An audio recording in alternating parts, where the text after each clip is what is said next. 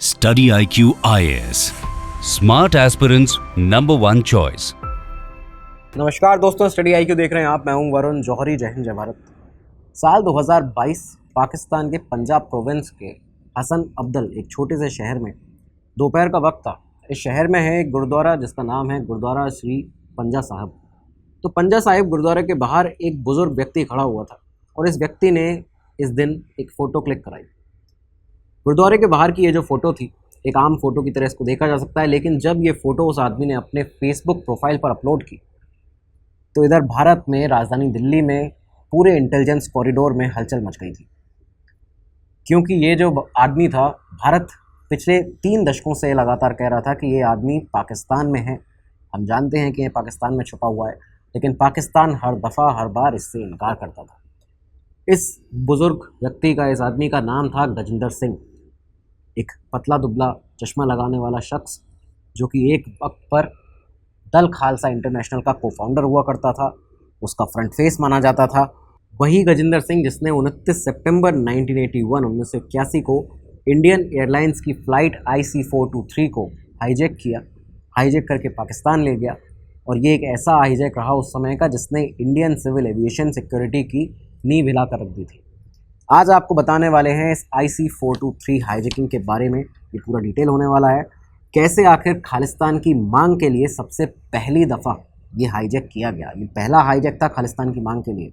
इसके बाद लगातार सीरीज़ में जो 5-6 हाईजैक हुए और इनफैक्ट 1999 कंधार हाईजैकिंग तक ये जो पैटर्न था, शुरुआत उसकी यहीं से हुई थी IC423 हाईजैकिंग से। तो आपको ये बताने वाले हैं, साथ ही साथ बताएंगे कैसे पहली बार पाकिस्तान ने हॉस्टेजेस को रिलीज़ कराने के लिए भारत की मदद की। लेकिन फिर ऐसा क्या हुआ कि इस हाईजैक के पीछे बाद में पाकिस्तान का ही नाम लिया जाने लगा। तो ये डिटेल में स्टोरी आज आप सुनिएगा, आपको पता चलेगा, एक एक बात, एक एक डिटेल यहाँ पर पता चलेगी।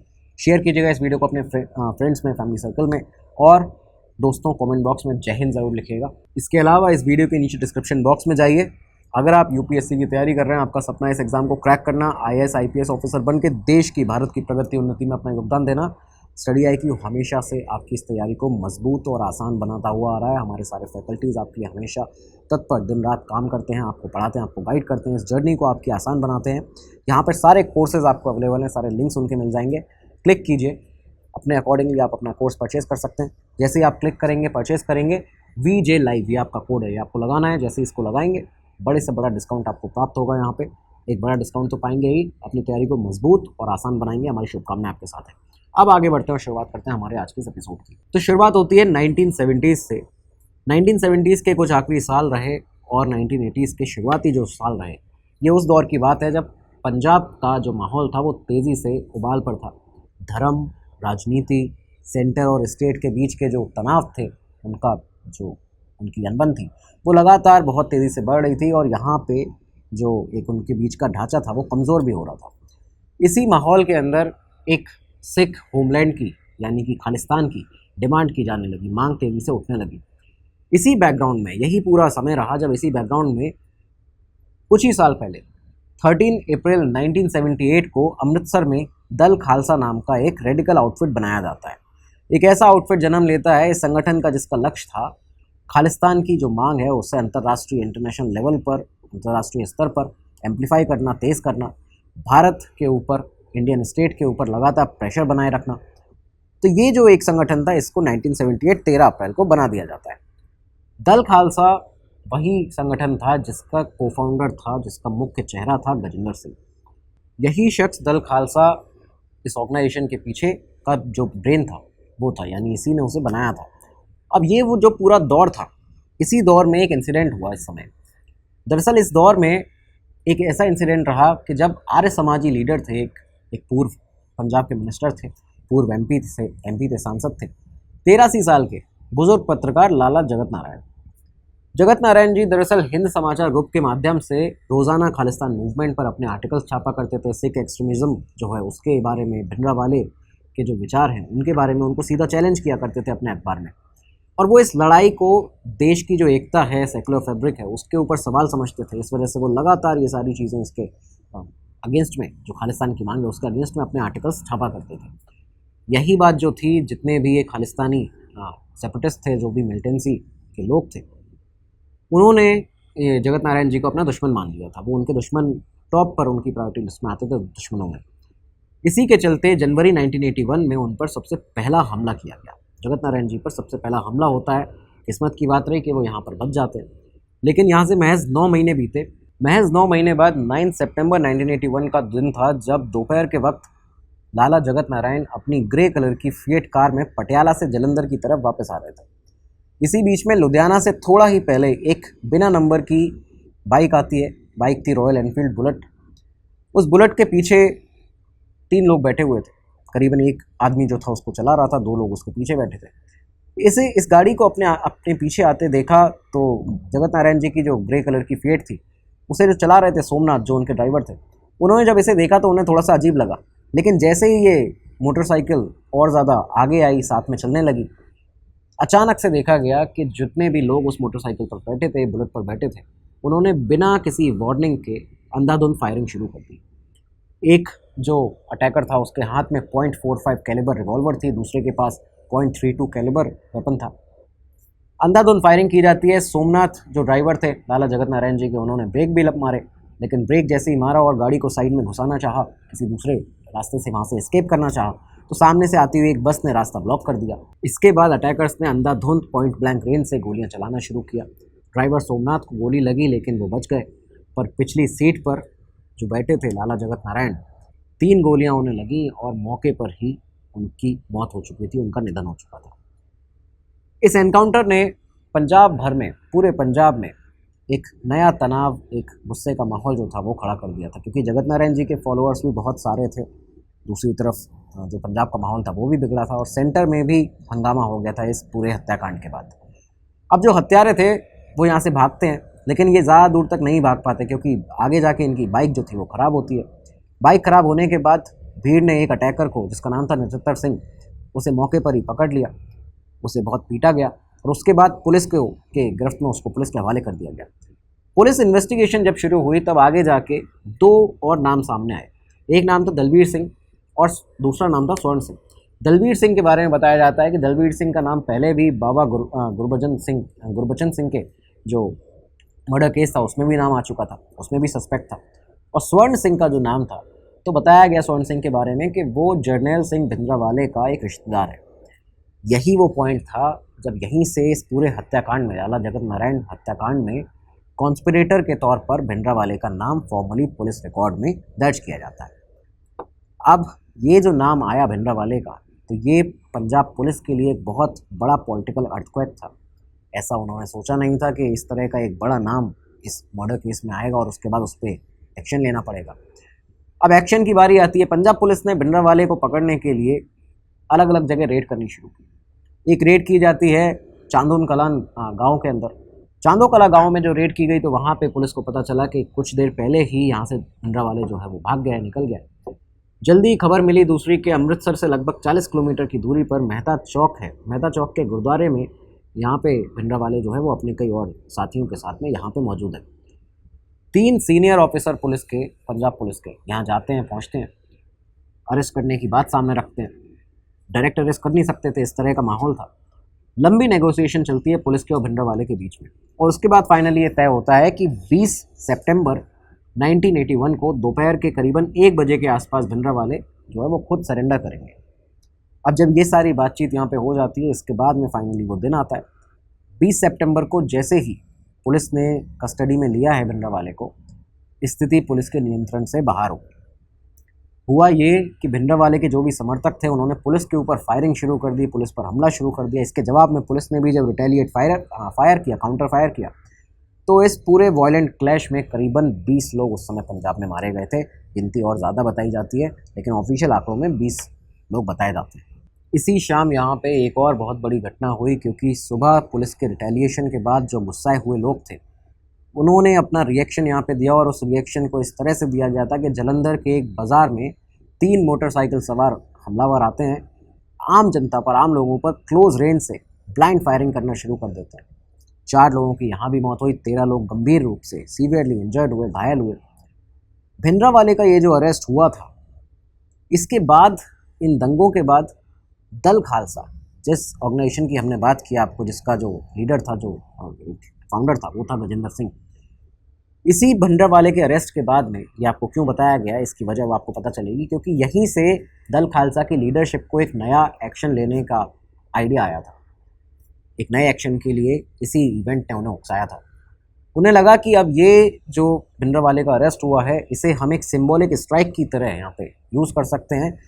एक सिंबॉलिक स्ट्राइक की हमें ज़रूरत है, पूरी दुनिया का ध्यान यहाँ पे खींचने की ज़रूरत है भारत के ऊपर, भिंडरवाले के अरेस्ट के ऊपर। और यहीं से इंडियन एयरलाइंस के एक विमान को हाईजैक करने का प्लान जो था वो जन्म लेता है। अब होता क्या है यहाँ पे कि गजेंद्र सिंह और उनके साथियों में नाम आता है तेजिंदरपाल सिंह, सतनाम सिंह, करम सिंह और जसबीर सिंह चीमा। ये एक हाई स्टेक ऑपरेशन डिज़ाइन करते हैं। इनका प्लान था कि एक इंडियन एयरलाइंस की फ़्लाइट को हाईजैक किया जाएगा और उसके बाद में भिंडरावाले और जो दूसरे पॉलिटिकल प्रिजनर्स हैं उनको रिलीज़ करवाया जाएगा। अपनी ये डिमांड जो है वो रखी जाएगी। इन सारे हाईजैकर्स में जो तेजिंदरपाल सिंह थे उनके बारे में बताया जाता है कि एक स्टेशनरी शॉप के ओनर हुआ करते थे, पंजाब में ही अपनी एक स्टेशनरी शॉप चलाया करते थे। एक आम जिंदगी थी, बहुत ही काफ़ी ऑर्डिनरी ज़िंदगी थी।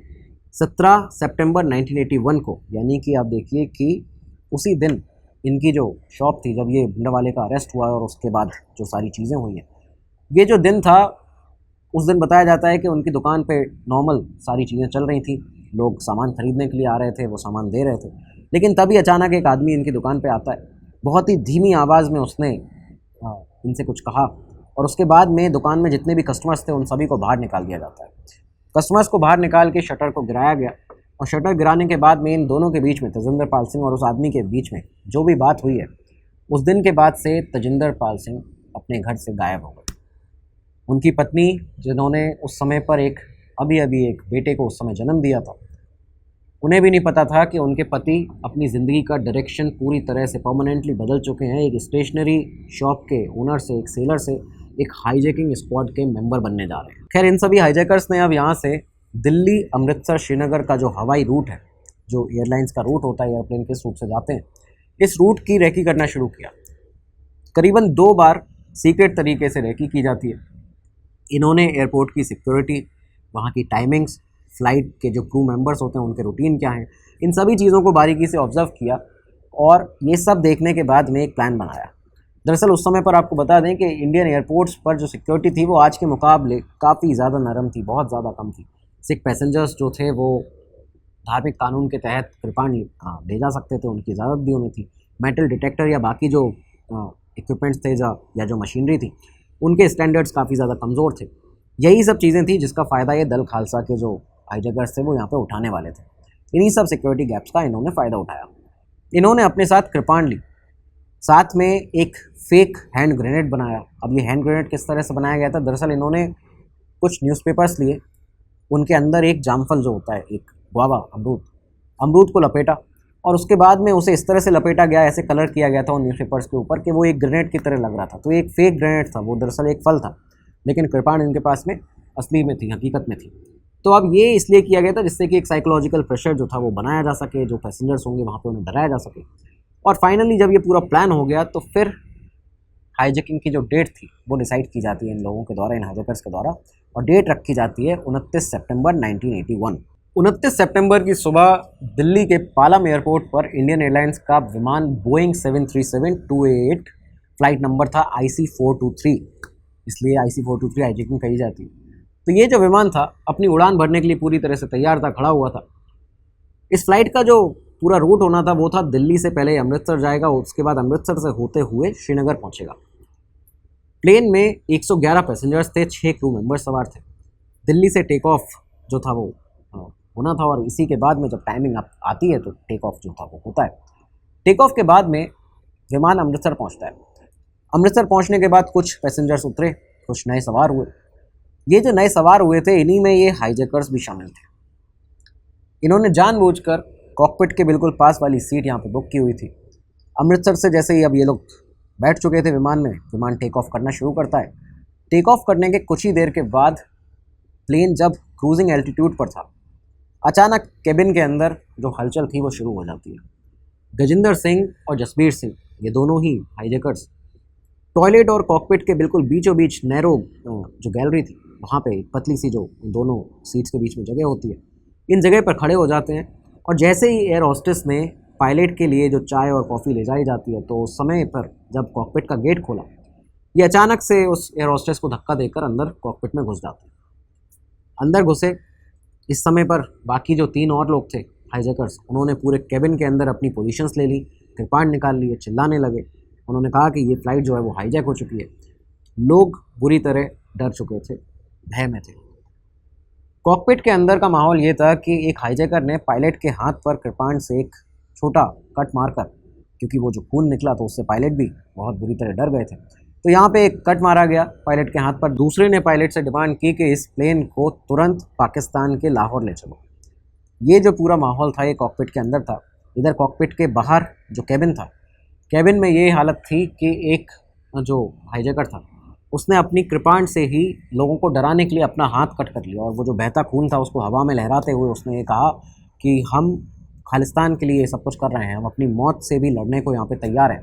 इस तरह से वो दिखाना चाहते थे यहाँ पर। साथ ही साथ पैसेंजर्स को डराने के लिए वो जो गुआवा था, उनका जो जामफल था, अमरूद, जिसको उन्होंने लेकर एक ग्रेनेड की तरह बनाया था, तो पैसेंजर्स को डराने के लिए उस ग्रेनेड को हाथ में उठाते हैं और दिखाते हैं कि अगर नहीं मानी हमारी मांगे तो हम ये पूरी फ्लाइट जो है उसको उड़ा देंगे, हमारे पास में ग्रेनेड है, बम है। कैबिन के अंदर चीख पुकार मच गई। आप ये सोचिए कि माहौल इस तरह का हो गया कि लोग प्रार्थना कर रहे थे, बच्चे रो रहे थे, लोगों को समझ नहीं आ रहा था कि ये जो सफ़र है वो उनका भी आखिरी सफ़र ना बन जाए। क्रू जो था वो शांत कराने में लोगों को लगा हुआ था। अच्छा, इस बीच में हाईजैकर्स ने ये साफ कर दिया था, ये बता दिया था कि ये जो हाईजैकिंग है वो खालिस्तान के समर्थन में है और ये जो एयरक्राफ्ट है अब वो उनके कब्ज़े में है। पायलट को लगातार कहा जा रहा था कि लाहौर ले चलो, पाकिस्तान ले चलो, लेकिन पायलट इन कमांड जो थे कैप्टन SN डेम्बला, उनका नाम बताया जाता है, इन्होंने इस स्थिति में भी एक बहुत ही शानदार काम करके दिखाया। इन्होंने दरअसल किया ये कि अब क्योंकि अगर डायरेक्टली पाकिस्तान को बोला जाता कि हाईजैकिंग एक हाईजैक विमान है और हाईजैकिंग हो चुकी है, अब आपके यहाँ लाना है, लाहौर लाना पड़ेगा, तो वहाँ पाकिस्तान मना कर देता। ऐसा बाद में हमने कई सारे केसेस में देखा भी है। लेकिन यहाँ उन्होंने लाहौर ATC को ये कहा, रेडियो पर मैसेज दिया एयर ट्रैफिक कंट्रोल लाहौर को, कि एयरपोर्ट जो है अमृतसर का वो बंद है किसी कारणों से, किन्हीं कारणों से, और इस वजह से हमें इमरजेंसी लैंडिंग के चलते लाहौर में लैंड कराना पड़ेगा। ये जो पॉइंट रहा, इसके बहाने से ही लाहौर ATC को लैंडिंग की परमिशन जो थी वो देनी पड़ती है। ये जो विमान था फाइनली सेफली लैंड होता है लाहौर में। अब इंडियन एयरलाइंस का विमान IC423 लाहौर एयरपोर्ट के रनवे पर एक आइसोलेटेड पोजीशन पर एक जगह पर खड़ा हुआ था, यहाँ पे पार्क कर दिया गया था। जैसे ही लाहौर एयरपोर्ट पर ये विमान जो था वो लैंड होता है, पाकिस्तान की सिक्योरिटी फोर्सेस ने इस एयरक्राफ्ट को चारों तरफ से घेर लिया, क्योंकि पाकिस्तान को भी ये शक था कि भाई ये आखिर लैंड तो करा दिया है, क्या पता अंदर से कौन लोग निकलें। इस तरह की बातें जो थी उस समय तक खबरों में भी चली, तो इस वजह से इस पूरे विमान को घेरा गया था।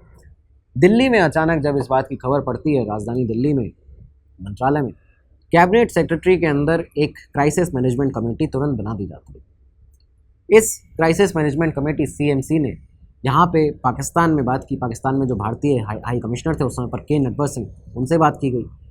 K नटवर सिंह ने लाहौर ATC के साथ एयरक्राफ्ट की सेफ लैंडिंग को कंफर्म किया। उसके बाद में यहाँ पे डिप्टी जो हाई कमिश्नर थे उस समय सत्येंद्र लांबा, उनकी टीम ने भी तुरंत लाहौर एयरपोर्ट के अंदर जाकर वहाँ पे पहुँचकर जो इंडियन एजेंसीज थी भारत में, उनके बीच में एक डिप्लोमेटिक चैनल बनाया।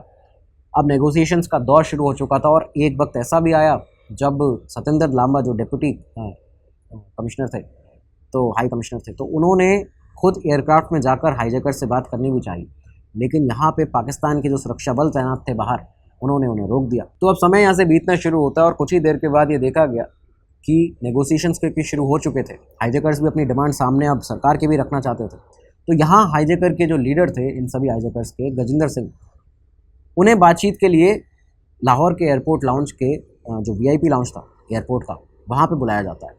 यहाँ पे गजेंद्र सिंह आते हैं, इंडियन डिप्लोमेट्स उनसे सीधी बातचीत करते हैं। इस दौरान पाकिस्तान के जो प्रेसिडेंट थे जनरल ज़िया उल हक, उन्होंने भारतीय प्रेसिडेंट उस समय के संजीवा रेड्डी जी को फ़ोन कर पूरा सहयोग देने का भरोसा दिया। उन्होंने कहा कि पाकिस्तान इसमें भारत की पूरी मदद करेगा। अब ये भी एक तरह से पाकिस्तान पर भरोसा करना भी बहुत ही एक ऐसी बात है कि कैसे ही किया जाए, लेकिन यहाँ पे मजबूरी थी, करना पड़ा। लेकिन दोनों ही देश बैकएंड पर अपनी जियोपॉलिटिकल कैलकुलेशंस जो थे वो लगातार कर रहे थे, उनकी कैलकुलेशन चल रही थी। अब यहाँ पे हाईजैकर्स ने अपनी डिमांड रखनी शुरू की। पहली डिमांड थी जो गजेंद्र सिंह ने बताई हमारे इंडियन डिप्लोमेट्स को, उन्होंने कहा कि पहली डिमांड है जर्नैल सिंह भिंद्रावाले की इमीडिएट और अनकंडीशनल रिलीज़, छोड़ा जाए जेल से, बिना किसी कंडीशन के जेल से तुरंत बाहर निकाला जाए। दूसरा, इंडियन जेल्स में, भारत की जेलों में जितने भी दल खालसा के मेंबर्स बंद हैं या फिर जो भी और सिख मिलिटेंट्स बंद हैं उनकी रिहाई की जाए। तीसरा था कि एक हमें फ़ंड दिया जाए मूवमेंट को, हमारे इस खालिस्तान मूवमेंट को फ़ंड करने के लिए हमें पैसा दिया जाए करीबन $5 लाख के आसपास। $5 लाख से $6 लाख तक की रकम यहाँ पे मांगी गई थी डॉलर्स में। आप सोचिए पैसा यहाँ पे मांगा गया रैंसम के तौर पर। चौथा पॉइंट था कि पॉलिटिकल लेवल पर खालिस्तान की रिकॉग्निशन की जाए, रिकॉग्नाइज़ किया जाए खालिस्तान को, या फिर सीरियस डिस्कशन इस पर अब शुरू हो। ये 4 मांगें थी जो कि की गई और अल्टीमेटम दिया गया कि अगले दिन की सुबह करीबन 10 बजे तक अगर डिमांड्स नहीं मानी जाती हैं तो इस पूरे प्लेन को बम से उड़ा दिया जाएगा, ग्रेनेड से उड़ा दिया जाएगा। और वही वो जो अमरूद वाला ग्रेनेड था वो यहाँ पे दिखाया जा रहा था। ये सारी चीज़ें थी, बहुत ही सीरियस सेंसिटिव मुद्दा था। नेगोशिएटर्स जो थे उन्होंने यहाँ पे कई लंबे समय तक नेगोशिएशन किया, लेकिन उसके बाद इस बीच में उन्होंने एक चालाकी दिखाई। उन्होंने हाईजैकर्स से कहा कि ह्यूमैनिटेरियन जेस्चर में आप इंसानियत के नाते ही जो बच्चे हैं, महिलाएं हैं, विदेशी नागरिक हैं, बुज़ुर्ग हैं, उन सभी को कृपया यहाँ से छोड़ दें, फ़्लाइट से उनको रिलीज़ कर दें। हाईजैकर्स ने यहाँ पे इस पूरी मांग को स्वीकार किया, उसको माना, एक्सेप्ट किया और उसके बाद में लगभग 52 पैसेंजर्स थे जिनको रिलीज़ किया जाता है पहले फेज़ में। इसमें विदेशी नागरिक भी कई सारे थे, स्विस नागरिक थे, सिंगापुरियन थे, ब्रिटिशर्स थे, कई कैनेडियन नागरिक थे, तो इन सभी को भी यहाँ पे निकाला गया। तो अब प्लेन में, अब विमान के अंदर लगभग 46 पैसेंजर्स जो थे वो बचे हुए थे, उसमें 6 क्रू मेंबर्स भी अलग से थे। हाईजैकर्स का जो लेवरेज था वो काफ़ी कम हो गया था इस बीच में। अगर आप देखें तो कहाँ 111 पैसेंजर थे, 6 क्रू मेंबर थे और अब 46 पैसेंजर बचे थे। इस बीच पाकिस्तान आर्मी की जो एलीट स्पेशल सर्विस ग्रुप है, SSG पाकिस्तान आर्मी का, उसके कमांडर्स भी पूरी तरह से एक्टिव कर दिए गए थे। दरअसल हाल ही में ये जो कमांडर्स थे, ये जो आर्मी की SSG थी पाकिस्तान की, ये वेस्ट जर्मनी से हाईजैकिंग की ट्रेनिंग लेकर आए थे, एंटी हाईजैकिंग ट्रेनिंग लेकर आए थे। हाईजैकिंग ट्रेनिंग तो इनके यहाँ दी जाती है।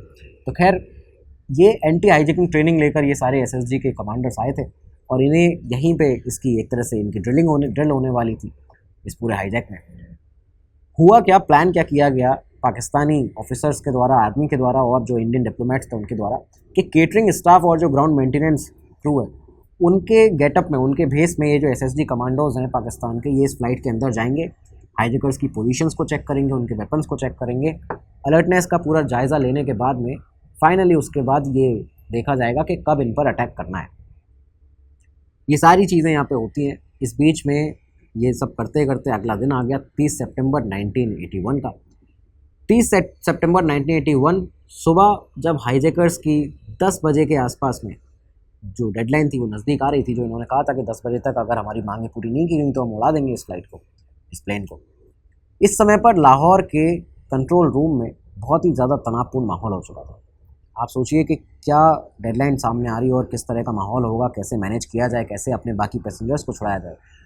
यहाँ पे फाइनली हाई कमिश्नर के नटवर सिंह ने इंडियन फॉरेन सेक्रेटरी से सलाह मशवरा करने के बाद में पाकिस्तानी कमांडोज को असॉल्ट का ऑर्डर दिया, असॉल्ट लॉन्च करने का। जैसे ही ये हरी झंडी मिलती है तो प्लान के मुताबिक एक एलिमेंट ऑफ सरप्राइज़ का यहाँ पे यूज़ किया गया, जिस दौरान जो थके हुए हॉस्टेजेस थे, सुबह का ब्रेकफास्ट उनको जब दिया जा रहा था, उनको जब ब्रेकफास्ट की ट्रेस दी जा रही थी, केबिन में एक अजीब तरह की शांति थी, क्योंकि जो पैसेंजर्स थे वो भी सोच रहे थे कि हमारी जान कितने समय तक बचेगी, क्या होगा आगे हमारा। इसी वक्त SSG के पाकिस्तान के जो कमांडोज थे वो फ्रंट डोर से, रियर स्टेयरवेज से, विंग के जो एग्जिट पार्ट थे, इन सभी से अंदर प्लेन में एंट्री करते हैं, धावा बोलते हैं। अचानक से जो धावा बोला गया, तो अब क्योंकि अंदर जो हाईजैकर्स थे उनके पास ऐसे कोई खास वेपन, कोई खास हथियार थे नहीं, तो वहाँ से रिटेलिएशन उतना उस तरह का हो नहीं पाया। सारे हाईजैकर्स को गिरफ्त में लिया जाता है, अरेस्ट किया जाता है। पैसेंजर्स को सेफली निकाल कर एयरपोर्ट के, लाहौर एयरपोर्ट के ट्रांजिट लाउंज में बैठाया जाता है और वहाँ पे उसके बाद बैठाने के बाद तुरंत ही उन्हें एक स्पेशल इंडियन एयरक्राफ्ट से लाहौर से नई दिल्ली, राजधानी दिल्ली रवाना कर दिया जाता है। हमारे सारे पैसेंजर्स सेफली भारत आ चुके थे। अगली सुबह अब यहाँ पे, अब ये बाकी जो इस हाईजैकिंग के बाद क्या हुआ ये बहुत ज़्यादा इंटरेस्टिंग, आप ये सुनिएगा। अगली सुबह दिल्ली में कैबिनेट ने रेजोल्यूशन पास करके प्रेसिडेंट ज़िया-उल हक को, पाकिस्तान के प्रेसिडेंट को और पाकिस्तानी फोर्सेस को धन्यवाद दिया, शुक्रिया अदा किया और कहा कि ये जो हाईजैकर्स हैं इनसे इस विमान को रिलीज़ कराने में बड़ा आपका योगदान है। लेकिन हाईजैकर्स के एक्स्ट्रेडिशन की जब मांग की गई पाकिस्तान से, अब यहाँ पे ये जो पॉइंट है वो पूरा टर्न होता है, पाकिस्तान की तरफ शक पूरा बढ़ता है। जब पाकिस्तान से कहा गया कि ये जो हाईजैकर्स हैं ये भी आप, क्योंकि ये भारत के ही, ये पंजाब के ही रहने वाले हैं, तो ये भी इनका एक्सट्रेडिशन आपको करना पड़ेगा। यहाँ पाकिस्तान ने अपना रुख बदल लिया।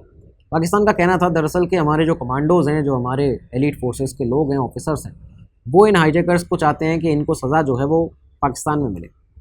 इन्होंने क्राइम जो है पाकिस्तान में आके किया है, तो यहाँ पे ही इन्हें सज़ा मिले। भारत के हवाले करने से हम साफ इनकार करते हैं, मना करते हैं। अब यहाँ पे ये जब चीज़ें सारी चालू होती हैं तो आप सोचिए कि एक्स्ट्राडिशन की एक तरह से पाकिस्तान से लगातार डिमांड करता रहा भारत, पाकिस्तान हमेशा उससे इनकार करता रहा। करीबन यहाँ से 5 साल निकल जाते हैं और इन 5 सालों के बीच में कई दफ़ा ऐसी खबरें आई कि इन सारे ही जो हाईजैकर्स थे, इनको ननकाना साहिब गुरुद्वारा के पास में ही एक बहुत ही अलग जगह पर वीआईपी ट्रीटमेंट जो है पाकिस्तान के आईएसआई के द्वारा, पाकिस्तान के द्वारा दिया जा रहा है। इस तरह की भी खबरें लगातार सामने निकल कर आती रहीं। इस बीच 5 साल लगभग निकल चुके थे। फाइनली 1986 आता है और तब जाके इस पूरी हाईजैकिंग के ये जो आरोपी थे, जो हाईजैकर्स थे, इन्हें लाहौर की एक स्पेशल कोर्ट ने हाईजैकिंग के जुर्म में सज़ा सुनाई। सज़ा दी जाती है उम्र कैद की, लाइफ इम्प्रिजनमेंट की। ये जो सारे हाईजैकर्स थे पाकिस्तान की जेलों में रहे करीबन 30 सितंबर 1981 से लेकर, क्योंकि इन्हें उसी समय से जेल में तो डाल ही दिया गया था, 31 अक्टूबर 1994 तक 13 साल से ज़्यादा की इनकी जो सज़ा थी इन्होंने अपनी काटी। पाकिस्तान में रहे उस समय पे। लेकिन इसके बाद जब बेनज़ीर भुट्टो आई 1994 के आसपास में, इनके टेन्योर में इन सभी की सज़ा को कम्यूट करके ख़त्म कर दिया गया, इन्हें रिहा कर दिया जाता है। फाइनली अब ये जो सारे हाईजैकर्स थे ये रिहा हुए। भारत अभी भी पाकिस्तान के द्वारा इन्हें नहीं भेजा गया था, लेकिन सज़ा पूरी करने के बाद 2 ऐसे लोग थे जो कि भारत आए। पहले थे तेजिंदर पाल सिंह, दूसरे थे सतनाम सिंह। तेजिंदर पाल सिंह दिसंबर 1997 में, यानी 3 साल और भी ये पाकिस्तान में रहे, उसके बाद में फाइनली इन्हें डिपोर्ट करके भारत भेजा जाता है। सतनाम सिंह जो थे वो और लेट, वो और 5 साल रुक के आए पाकिस्तान में।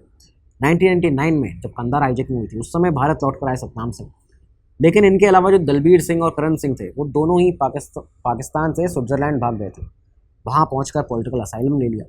और एक और जो आखिरी जो इनके लीडर थे गजिंदर सिंह ने पाकिस्तान में ही रहकर वहाँ से कश्मीरी और जो सिख मिलिटेंट्स हैं उनको ट्रेनिंग देने का काम किया, उसमें इन्वॉल्व रहे। इस तरह की रिपोर्ट सामने आती है।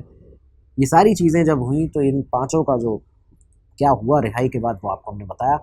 लेकिन जो 2 लोग भारत आए थे, तेजिंदर पाल सिंह और सतनाम सिंह, जब ये भारत आए तो यहाँ पे एक अलग लड़ाई शुरू हुई। भारत में दरअसल दिल्ली पुलिस ने इनके खिलाफ जो 1981 में एक पुरानी FIR थी उसे दोबारा खोल दिया जब इन्होंने हाईजैकिंग की थी पालाम एयरपोर्ट से IC-423 विमान की। यहाँ पे दोबारा खोला जाता है। इन पर IPC section 121 waging war against government और section 121A conspiracy to wage war, इन दोनों के तहत चार्जशीट फाइल की जाती है। दोनों एक्यूज्ड के जो वकील थे उन्होंने अदालत में ये कहा कि भाई ये लोग पहले ही अपनी जो सज़ा है उसको काट चुके हैं और भारतीय संविधान, इंडियन कॉन्स्टिट्यूशन के आर्टिकल 20 क्लॉज 2 के तहत और CRPC के सेक्शन 300 के तहत यहाँ पे इसके मुताबिक ये कहा जाता है कि किसी व्यक्ति को एक ही जुर्म के लिए 2 बार जो है प्रोसिक्यूट नहीं किया जाएगा या पनिश नहीं किया जा सकता है। ये जो स्टेटमेंट था इस पर अब यहाँ पे अदालत में लंबा एक दौर जो होता है हमेशा ट्रायल का, वो यहाँ पे शुरू होता है। अदालत में कई तरह के अलग अलग बयान दिए गए। फाइनली हुआ ये कि 27 अगस्त 2018 को पटियाला हाउस कोर्ट के जो एडिशनल सेशन जज थे अजय पांडे जी, उन्होंने अपना 89 पेज के आसपास का जो फैसला था वो सुनाया। इन्होंने यहाँ पे फाइनली सतनाम सिंह और तेजिंदर पाल सिंह को सभी चार्जेस में बरी कर दिया, एक्यूट कर दिया। ये दोनों भी यहाँ पे छूट जाते हैं। खैर इस समय पर आके इनकी उम्र भी बहुत ज़्यादा हो चुकी थी, उम्र दराज काफ़ी ज़्यादा हो गए थे। 2018 में आप देखिए कि अभी जाके ये जो 1981 का मामला है वो 18 में आके ख़त्म हुआ पूरी तरह से। लेकिन ये जो पूरी कहानी रही ये अभी भी ख़त्म नहीं हुई थी, क्योंकि गजिंदर सिंह जो कि लीडर थे दल खालसा के, जो मेन फाउंडर थे, वो अभी पाकिस्तान में थे। भारत लगातार पाकिस्तान से डिमांड करता था कि एक्स्ट्राडिशन किया जाए, लेकिन पाकिस्तान इनकार करता था कि वहाँ पे गजिंदर सिंह है ही नहीं। और फिर आता है वो साल 2022 के अक्टूबर का महीना, जब गजिंदर सिंह अपने फेसबुक प्रोफाइल पर, सोचिए कि एक हाईजैकर जिनकी एक फेसबुक प्रोफाइल थी, बाकायदा वहाँ पे सोशल मीडिया का यूज़ किया करते थे पाकिस्तान से, तो गजिंदर सिंह ने पाकिस्तान के हसन अब्दल में जो गुरुद्वारा है वहाँ पे जाके अपनी एक फ़ोटो क्लिक कराई, फ़ोटो को फेसबुक पर पोस्ट किया और यहाँ से पाकिस्तान की पूरी जो एक उसका नाटक था वो पूरी तरह सामने एक्सपोज हो जाता है। ये पाकिस्तान के पास ही थे, पाकिस्तान इन्हें रखता था, ISI प्रॉपर अपनी सेफ कॉरिडोर में उन्हें पैसेज देती थी, काम करवाती थी। ट्रेनिंग करवाती थी बाकी और जो मिलिटेंट्स थे उनकी। तो ये जो सारी चीज़ें थी यहाँ पे चलती हैं। गजेंद्र सिंह का जब फ़ोटो रिलीज़ हुआ तो इसके बाद भी भारत ने कहा और न्यूज़ में निकाला, वर्ल्ड फोरम पे जाके, वर्ल्ड लेवल पे जाके भी कहा गया कि भाई देखिए किस तरह से पाकिस्तान डुप्लीकेसी दिखाता है, किस तरह से उसका एक दोहरा चरित्र सामने आता है। लेकिन ये सारी चीज़ें चलती रहीं। खैर 2 साल बीते। 5 जुलाई 2024 को 74 साल की उम्र हो चुकी थी गजेंद्र सिंह की, जब पाकिस्तान के ही लाहौर में एक अस्पताल में उन्होंने अपनी आखिरी सांस ली। हार्ट अटैक से गजेंद्र सिंह की यहाँ पे मौत हो जाती है। तो ये रहा दोस्तों पूरा IC 423 हाईजैकिंग का केस। क्या हुआ उन हाईजैकर्स के साथ, ये सब भी आपको बता दिया। और ये जो हाईजैकिंग है ये अलग क्यों है, ये एक सबसे खतरनाक हाईजैकिंग्स में इसको क्यों देखा जाता है, इसलिए नहीं कि ये इसके अंदर बहुत ज़्यादा खून खराबा हुआ या इसमें कुछ ऐसा कुछ चीज़ हुई हो जहाँ पे बहुत बड़ा अटैक कर दिया हो, ब्लास्ट कर दिया हो किसी विमान को, या बहुत लोगों की जान गई हो। जान यहाँ पे बिल्कुल भी नहीं गई, किसी की भी नहीं गई। लेकिन ये अकेली ऐसी पहली घटना थी जब 1981 में खालिस्तान की मांग के लिए कोई हाईजैकिंग की गई।